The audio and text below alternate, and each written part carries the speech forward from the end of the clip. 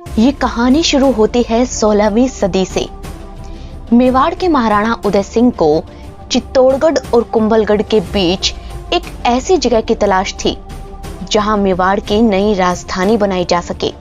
वो अपने बेटे प्रताप से भी इस बारे में कई बार चर्चा कर चुके थे, क्योंकि मुगलों की नजर लगातार चित्तौड़ पर बनी हुई थी। इसलिए चित्तौड़ अब राज परिवार के लिए सुरक्षित नहीं बचा था। मेवाड़ के लिए जल्द से जल्द एक नई राजधानी बनाना अब जरूरी था। इस बात पर विचार करते करते कई दिन बीत जाते हैं। कुछ समय बाद महाराणा उदय सिंह अपने पोते अमर सिंह के जन्मदिन पर भगवान एकलिंग जी के दर्शन करने जाते हैं। श्री एकलिंग मेवाड़ राज परिवार के आराध्य देवता थे। भगवान एकलिंग जी का मंदिर चित्तौड़गढ़ से करीब 100 किलोमीटर दूर कैलाशपुरी में था। इस मंदिर के चारों तरफ घना जंगल था। यहीं पर आयड़ नदी भी बहती थी। महाराणा ने एकलिंग जी पहुंचकर भगवान के दर्शन किए और फिर शिकार करने के लिए डेरा डलवाया। सांझ के समय जब वो अपने सामंतों से बातचीत कर रहे थे, तब उन्होंने बताया कि वो मेवाड़ रियासत के लिए एक नई राजधानी बनाना चाहते हैं। सामंत भी उनकी बात से सहमत हो गए और ये तय हुआ कि जल्द से जल्द नई राजधानी बनाने के लिए जगह खोज ली जाएगी। अगले दिन जब महाराणा उदय सिंह अपने काफिले के साथ वापस चित्तौड़ रवाना हुए, तो उन्हें लगा कि आयड़ नदी के किनारे का ये ठिकाना भी तो चित्तौड़ और कुंभलगढ़ के बीच में ही है। क्यों ना यहाँ एक महल बनाया जाए ताकि कुंभलगढ़ जाते समय यहाँ आराम किया जा सके। महाराणा ने सोचा और महल का निर्माण शुरू हो गया। कुछ ही दिनों में इसी जगह एक छोटा सा खूबसूरत महल बनकर तैयार हुआ, जिसे नाम दिया गया मोती महल। मोती महल तो बन गया, लेकिन मेवाड़ की नई राजधानी के लिए जगह की तलाश अब भी जारी थी। मेवाड़ के सरदार और सामंत ढूंढ ढूंढ कर थक चुके थे, लेकिन उन्हें कोई सुरक्षित ठिकाना मिल ही नहीं रहा था। महाराणा उदय सिंह भी इस बात को लेकर चिंता में थे, क्योंकि अकबर कभी भी मेवाड़ पर आक्रमण कर सकता था। इसलिए जल्द से जल्द मेवाड़ की राजधानी को चित्तौड़गढ़ से शिफ्ट किया जाना जरूरी था। महाराणा उदय सिंह भगवान एकलिंग जी से मदद मांगने के लिए फिर से कैलाशपुरी पहुंचते हैं। वहां भगवान के दर्शन करके मोती महल में वो आराम करने के लिए ठहरे। सांझ का समय था। महाराणा महल में बैठकर कुछ सोच रहे थे, तभी उन्हें एक खरगोश दिखाई दिया। वो शिकार करने के लिए खरगोश का पीछा करने लगे। खरगोश का पीछा करते करते महाराणा उदय सिंह एक सरोवर के किनारे पहुंचे। उन्होंने देखा कि उस सरोवर के पास एक साधु बाबा धूनी रमाए बैठे थे। ये साधु थे जगतगिरी जी महाराज। महाराणा को देख संत जगतगिरी मुस्कुरा दिए। महाराणा उदय सिंह ने भी उन्हें झुककर प्रणाम किया। तब जगतगिरी ने उनसे यहाँ आने का कारण पूछा। इस पर महाराणा ने उन्हें बताया कि वो मेवाड़ रियासत को मुगलों से बचाने के लिए एक नई राजधानी बनाना चाहते हैं, लेकिन लाख खोजने के बावजूद भी उन्हें एक सुरक्षित जगह नहीं मिली है।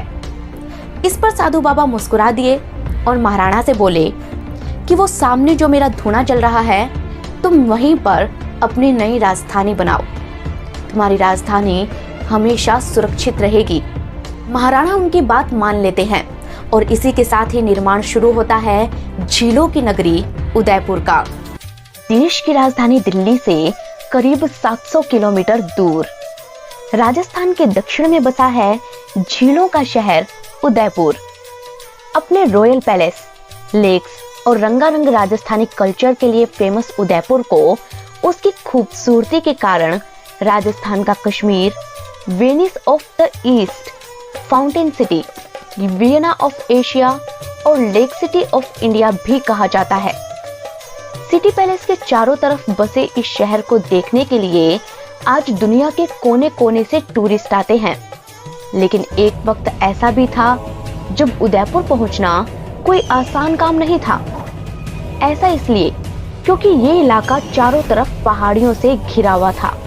इसके उत्तर में ऊंची ऊंची पहाड़ियां थी, पश्चिम में अरावली रेंज थी, साउथ में घने जंगल थे और साउथ वेस्ट में गिरवा नाम की उपजाऊ घाटी थी। यहाँ पहुंचने के लिए सिर्फ एक ही रास्ता था और वो आता था ईस्ट यानी कि पूर्व दिशा से। लेकिन सवाल ये आता है कि जब मेवाड़ रियासत के पास चित्तौड़गढ़ और कुंभलगढ़ जैसे विशाल किले थे तो क्या जरूरत थी उदयपुर को राजधानी बनाने की? एक संत की बात पर महाराणा उदय सिंह को इतना यकीन आखिर क्यों था? इसका जवाब छिपा है मेवाड़ राजघराने के इतिहास में, जिसे जानने के लिए हमें चलना होगा उदयपुर से करीब 500 किलोमीटर दूर गुजरात के वल्लभीपुर की ओर। ये कहानी शुरू होती है 8वीं सदी से। गुजरात का सुल्तान अपनी सेना को लेकर वल्लभीपुर रियासत पर हमला कर देता है। इस हमले में वल्लभीपुर के राजा महेंद्र मारे जाते हैं। ये बात जैसे ही उनके सामंतों को पता लगती है, वो तुरंत राजा महेंद्र की रानी को लेकर वल्लभीपुर रियासत छोड़ देते हैं। रात के अंधेरे में उनका काफिला तेजी से आगे बढ़ता जा रहा था, लेकिन इस काफिले की मंजिल कहाँ थी ये कोई नहीं जानता था। इन्हें तलाश थी एक सुरक्षित जगह की, जहां शत्रु किसी भी कीमत पर रानी तक ना पहुंच पाए।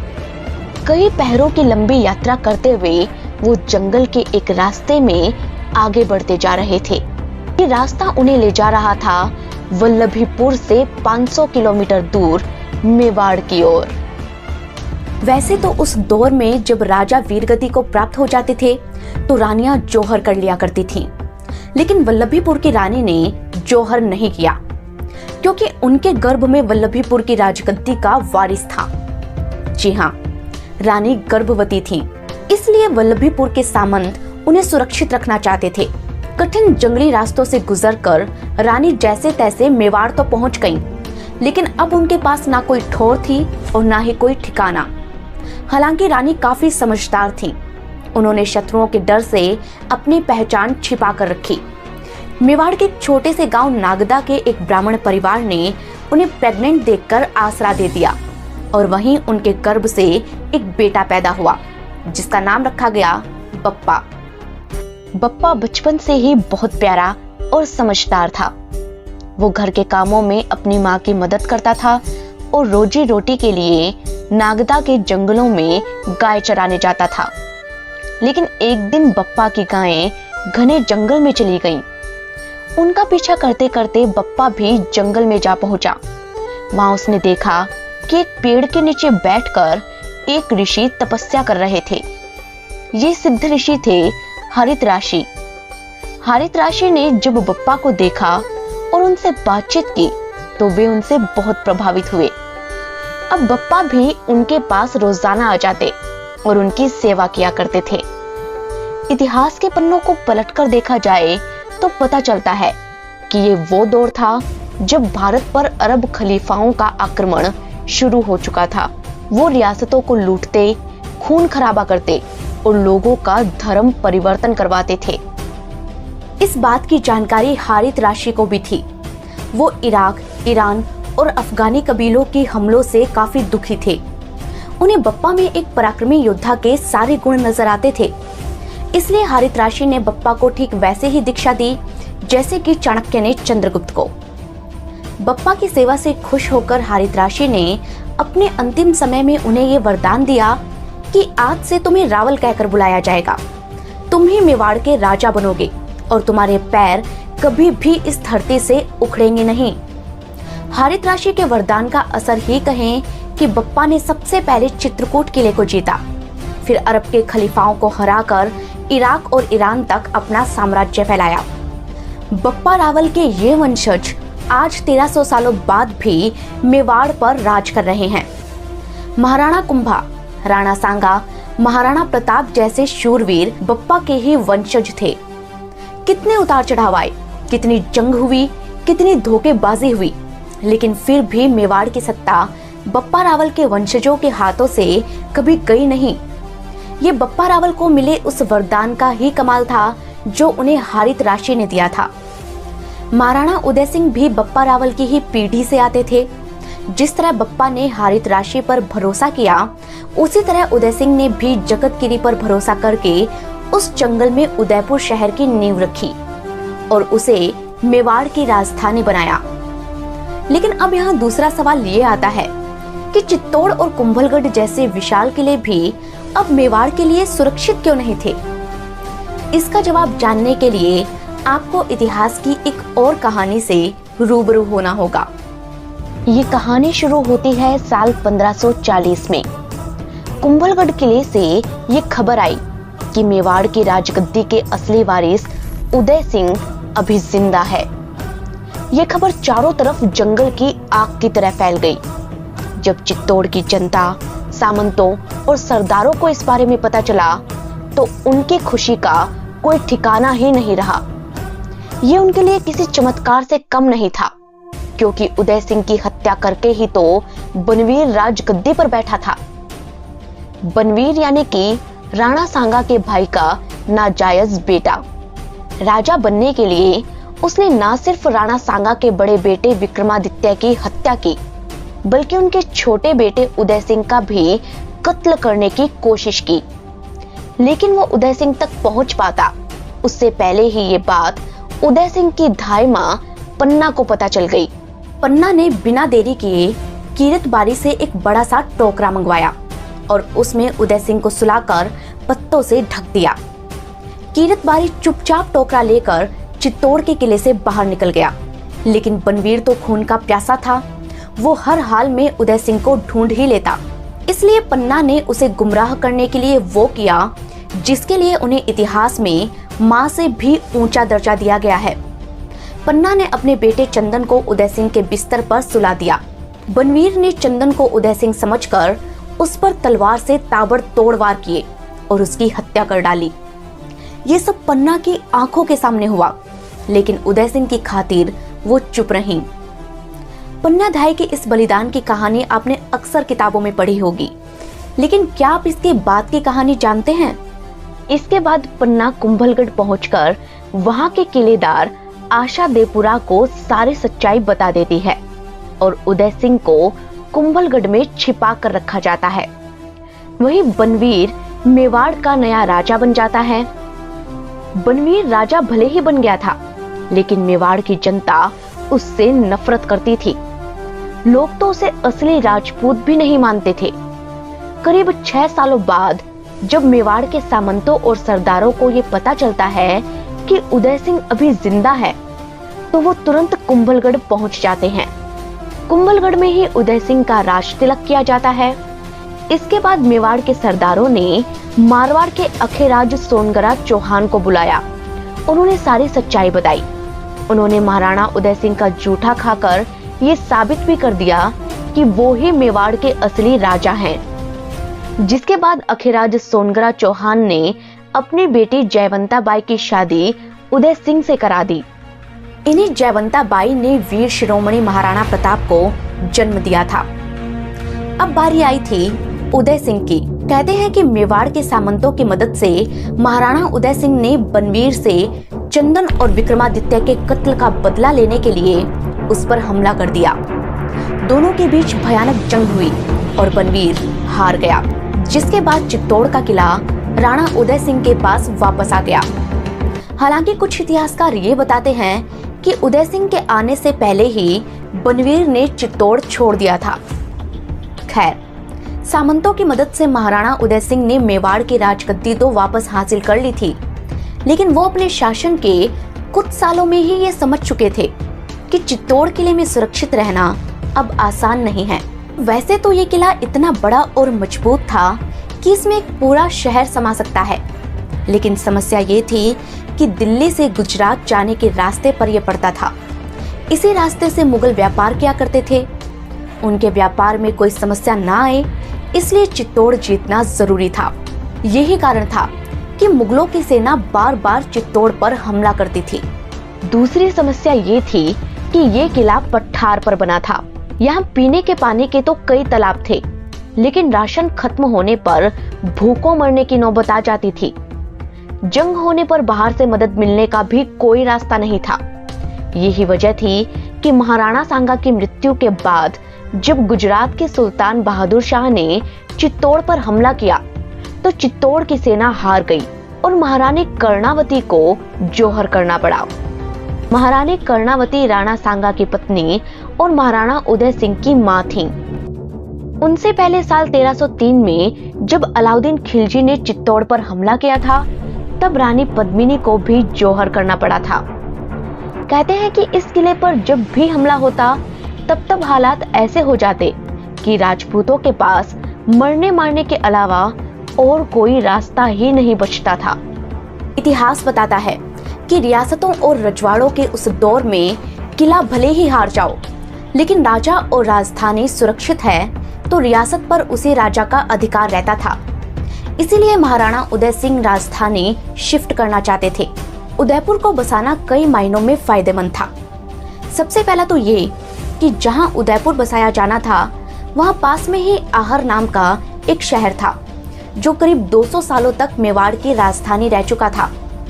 पिछोला झील यहाँ पर उस समय भी थी, इसलिए पीने के पानी की कोई कमी नहीं थी।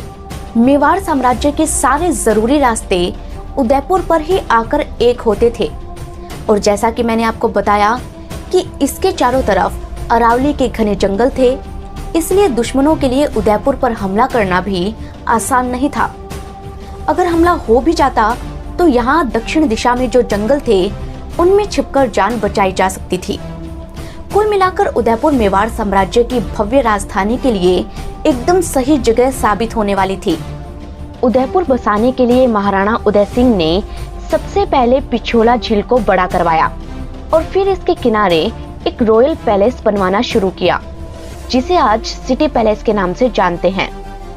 उन्होंने उदयपुर के पास देबारी में एक किला भी बनवाया। अब जब महाराणा यहाँ आए थे तो जनता भी यहाँ आ गई। चित्तौड़ छोड़कर महाराणा के पीछे पीछे उदयपुर आए बहुत से लोगों ने सिटी पैलेस के चारों तरफ ही अपने मकान और हवेलियां बनवाने शुरू कर दी। जो लोग जहां जहां रह रहे थे उनके हिसाब से ही मोहल्ले भी बनते गए।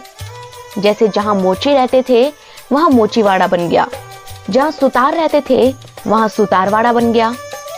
उदयपुर अब बसने लगा था और अकबर के चित्तौड़ पर हमला करने से कुछ सालों पहले ही ये शहर पूरी तरह आबाद हो चुका था।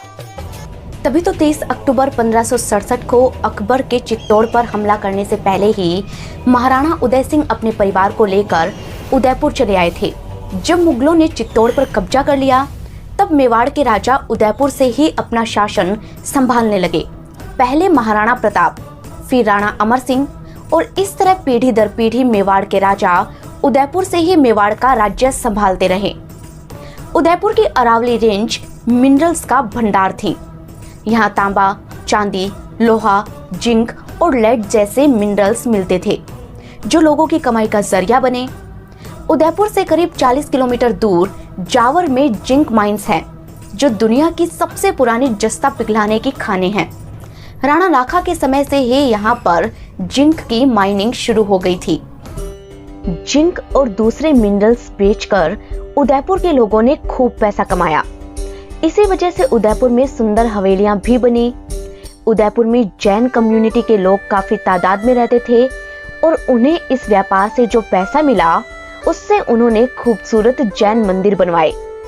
जैसे जैसे राजा बदलते गए वैसे वैसे सिटी पैलेस भी बदलता गया और उदयपुर शहर भी।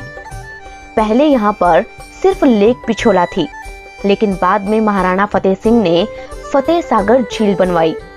महाराणा स्वरूप सिंह ने एक और स्वरूप सागर झील बनाई। महाराणा जगत सिंह ने जग मंदिर बनवाया। पिछोला झील के बीच बने एक टापू पर जग मंदिर पैलेस बनवाया गया था। तब इसे दमदमा महल कहते थे।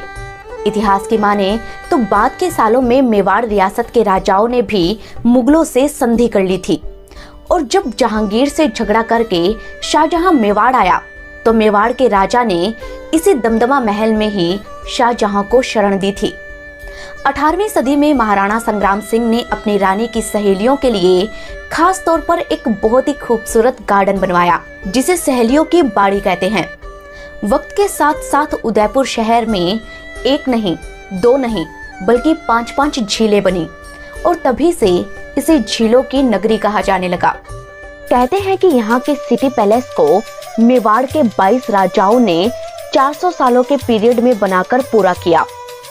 इसी में रहकर मेवाड़ के राज परिवार ने अपने साम्राज्य पर शासन किया।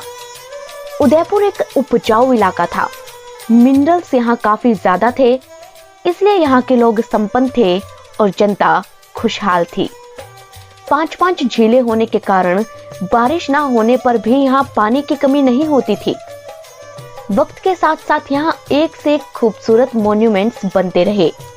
जनता के मनोरंजन के लिए राजा अलग अलग तरीके के इवेंट्स भी करवाते थे। इन्हीं में से एक थी हाथियों की लड़ाई। उदयपुर और जयपुर दोनों के ही सिटी पैलेस हाथियों की लड़ाई के लिए मशहूर थे। उस दौर में हाथियों की लड़ाई देखने के लिए पूरा शहर इकट्ठा होता था। इसके लिए पहले शराब पिलाकर हाथियों को मदहोश किया जाता, फिर दीवार के दोनों पार खड़े हाथी एक दूसरे पर अटैक करते। अटैक करने से पहले वो सूंड उठाकर महाराजा और महारानियों को प्रणाम करते और सभी अफसरों को भी सलाम किया करते थे। इसके बाद हाथियों में जबरदस्त जंग होती और चारों तरफ धूल ही धूल हो जाती थी। हालांकि बाद में इस लड़ाई पर बैन लगा दिया गया। खैर, इतिहास के पन्नों में झांककर देखा जाए तो पता चलता है कि साल 1947 में देश के आजाद होने तक उदयपुर मेवाड़ साम्राज्य की सत्ता का केंद्र रहा। साल 1947 तक मेवाड़ राजस्थान की सबसे बड़ी, अमीर और ताकतवर रियासतों में से एक था। इतिहास बताता है कि उदयपुर रियासत इतनी ताकतवर थी कि अगर मेवाड़ के महाराणा पाकिस्तान में शामिल हो जाते तो आधे राजस्थान समेत भोपाल तक का पूरा हिस्सा आज पाकिस्तान में होता। भोपाल के नवाब ने उन्हें पाकिस्तान में मिलने के लिए खूब लालच भी दिया था, लेकिन मेवाड़ के महाराणा ने ऐसा नहीं किया क्योंकि उनमें अपने पुरखों के संस्कार जो थे, उन्हीं की वजह से भोपाल, जैसलमेर, जोधपुर, इंदौर और बड़ौदा जैसी रियासतें पाकिस्तान का हिस्सा बनते बनते रह गई। राजस्थान के कई राजा भी उनसे पाकिस्तान में शामिल होने की दरख्वास्त करते रहे, लेकिन उनके एक पत्र ने कैसे सबकी अकल ठिकाने लगाई, इसकी दिलचस्प कहानी आपको जरूर सुननी चाहिए। इसका लिंक भी आपको डिस्क्रिप्शन में मिल जाएगा। दोस्तों, कहते हैं कि उदयपुर को भारत का हिस्सा बनाने के लिए खुद सरदार वल्लभ भाई पटेल यहाँ आए थे, और जब उदयपुर रियासत राजस्थान स्टेट का हिस्सा बनी तो इस खुशी के मौके पर समारोह में शामिल होने के लिए खुद देश के प्रधानमंत्री पंडित जवाहरलाल नेहरू उदयपुर पहुंचे थे। आज भले ही राजे रजवाड़े ना रहे हों, लेकिन इतिहास के पन्नों में उदयपुर शहर और मेवाड़ रियासत का गौरवशाली इतिहास हमेशा रहेगा। ये बप्पा रावल को उनके गुरु हारित राशि के दिए हुए आशीर्वाद का ही फल कहें कि आज मेवाड़ इतिहास का सबसे पुराना जीवित राजवंश है। एक तरफ जहां मुगलों के वंशज ढूंढे नहीं मिलते, वहीं मेवाड़ राज परिवार आज भी उदयपुर पर राज करता है। सिटी पैलेस का एक हिस्सा आज भी रॉयल फैमिली के लिए रिजर्व है। वहीं मेवाड़ के कुंवर लक्ष्यराज सिंह अपने पुरखों के गौरव को बढ़ा रहे हैं। बहरहाल दोस्तों, उम्मीद करते हैं कि इतिहास के पन्नों से निकली उदयपुर रियासत की ये कहानी आपको जरूर पसंद आई होगी। इस रिपोर्ट को हमने पूरे फैक्ट चेक के बाद बनाया है, इसलिए अगर आप किसी कंपटीशन एग्जाम की तैयारी कर रहे हैं तो ये रिपोर्ट आपके लिए है। वहीं अगर आपको हिस्ट्री में दिलचस्पी है तो भी ये वीडियो आपके लिए है। वीडियो पसंद आया हो तो लाइक और अपने दोस्तों के साथ शेयर करना बिल्कुल ना भूलें, और जाने से पहले ये जरूर बताकर जाएं कि आप हमें कहां से देख रहे हैं और अगली रिपोर्ट किस सब्जेक्ट पर देखना चाहते हैं। हम मिलेंगे आपको अगली रिपोर्ट के साथ। तब तक के लिए धन्यवाद।